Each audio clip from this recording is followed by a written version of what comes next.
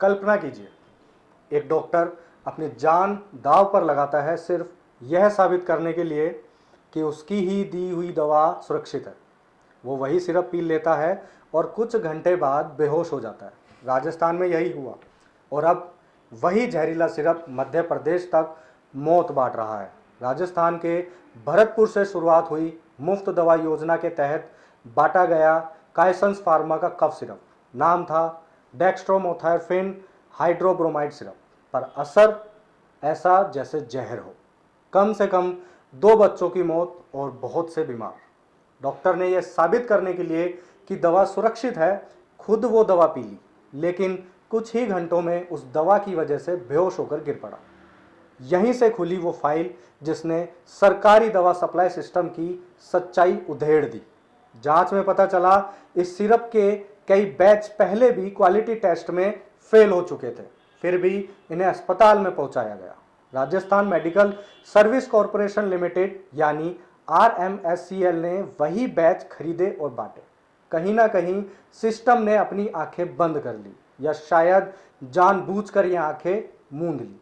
अब सरकार कह रही है 22 बैच बैन, ड्रग कंट्रोलर निलंबित और कंपनी पर जांच। लेकिन जनता का सवाल, यह सब पहले क्यों नहीं हुआ?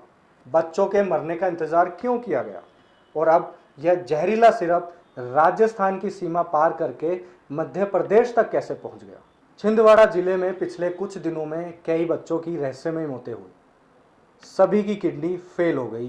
परिजनों ने आरोप लगाया कफ सिरप पिलाने के बाद बच्चे की हालत बिगड़ी।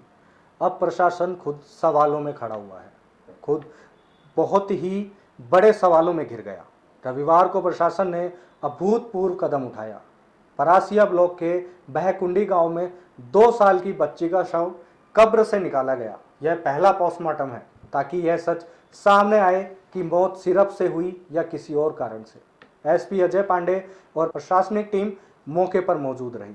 शव को छिंदवाड़ा जिला अस्पताल भेजा गया, जहां विशेषज्ञ डॉक्टर अब यह तय करेंगे क्या बच्चे की किडनी को उसी सिरप ने जहर दिया। इससे पहले मृत बालक विकास यदुवंशी की किडनी बायोप्सी रिपोर्ट में भी संदिग्ध तत्व मिले। अब यह नया पोस्टमार्टम सरकार के लिए अग्नि परीक्षा बन गया है, क्योंकि अगर रिपोर्ट वही कहानी दोहराती है तो यह केवल राजस्थान नहीं, पूरे देश की ड्रग मॉनिटरिंग सिस्टम की विफलता मानी जाएगी। केंद्र सरकार ने अब राज्यों को बहुत ही कड़े निर्देश दिए हैं।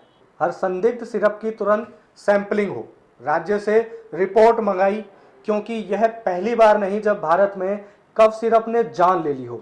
याद कीजिए, गाम्बिया और उज्बेकिस्तान में भी भारतीय सिरप से मौतें हुई थी, पर अब मामला देश के अंदर का है। तो सवाल अब और खड़ा है, क्या यह सिर्फ किसी लापरवाही का नतीजा है या किसी संगठित लूट का हिस्सा? क्यों हर बार बच्चों की जान जाने के बाद ही सरकारें जागती हैं?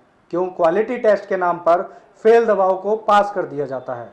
और क्यों हर माँ को अपने बच्चे के लिए डरना पड़े कि कहीं उसकी दवा जहर ना बन जाए? राजस्थान से छिंदवाड़ा तक यह कहानी सिर्फ मौत की नहीं, यह सिस्टम की संवेदनहीनता की कहानी है। अब देखना यह है क्या इस बार सिर्फ रिपोर्ट बनेगी या कोई जवाबदेह भी बनेगा।